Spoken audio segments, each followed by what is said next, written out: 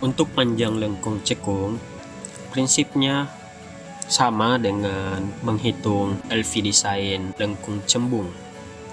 Hanya saja berbeda di faktor yang dipertimbangkan. Jadi untuk desain LV atau panjang lengkung cekung, kita mulai dari VD yaitu 80 km per jam sesuai dengan desain kita.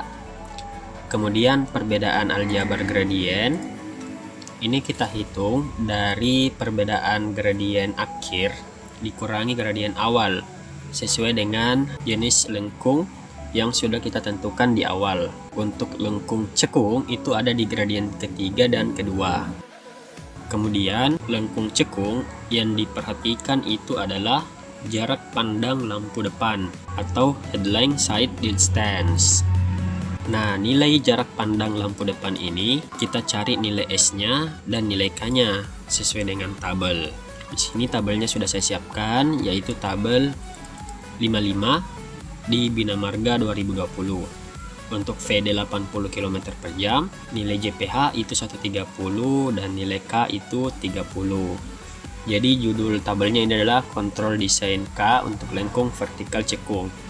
Jadi sebenarnya sama dengan nilai cembung tadi, JPH-nya yang kita ambil sebelumnya.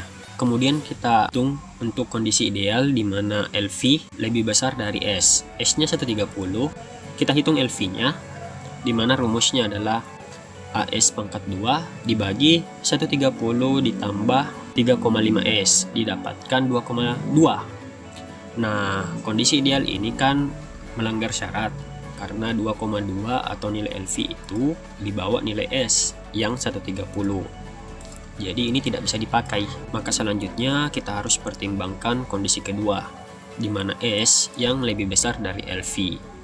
Dipakai rumus 2S dikurang 130 ditambah 3,5S dibagi A.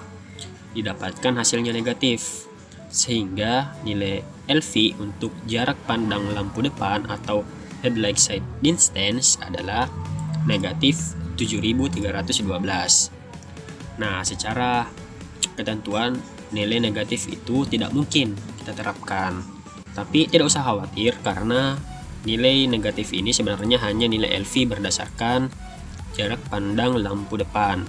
Nilai LV yang nantinya kita pakai itu harus dipertimbangkan dari nilai LV yang lain juga, yaitu nilai LV dari passenger comfort dan nilai LV dari desain control. Untuk nilai LV dari pertimbangan passenger comfort itu didapat dari rumus A kali V pangkat 2 dibagi 395, didapat 1,2. Kemudian LV dari desain control, di mana rumusnya A dikali dengan K itu 2,3, sehingga kita ambil nilai yang terbesar, yaitu 2,3. Kita bulatkan ke atas sehingga nilai LV desain cekung kita adalah 3. Sangat kecil karena perbedaan aljabar gradiennya juga sangat kecil. Bisa kita lihat juga di civil 3D-nya, di mana untuk perbedaan gradien atau PVA yang kedua ini sangat halus ya.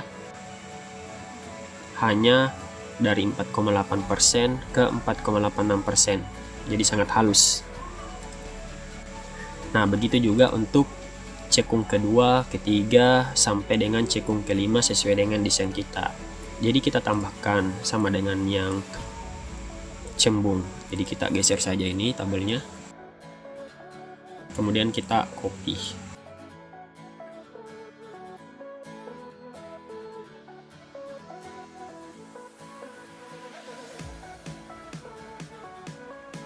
Untuk cekung kedua dan seterusnya, yang berbeda hanya di perbedaan aljabar gradien. Ini saya kasih warna biru supaya kita tahu yang mana yang diubah. Jadi kita tinggal ubah saja ini perbedaan aljabar gradien atau nilai A sesuai dengan nilai cekungnya.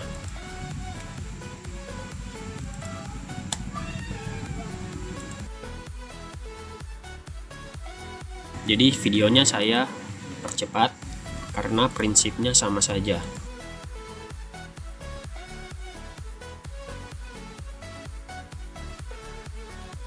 Oke, di sini sudah selesai, di mana ketika perbedaan aljabar gradiennya itu kecil, nilai LV desainnya juga kecil.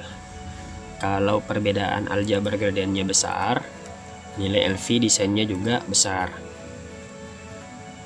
Kita juga bisa lihat sebenarnya secara kilas mata, kalau perbedaan aljabar gradiennya atau PVI-nya itu cenderung halus, maka LV-nya juga kecil.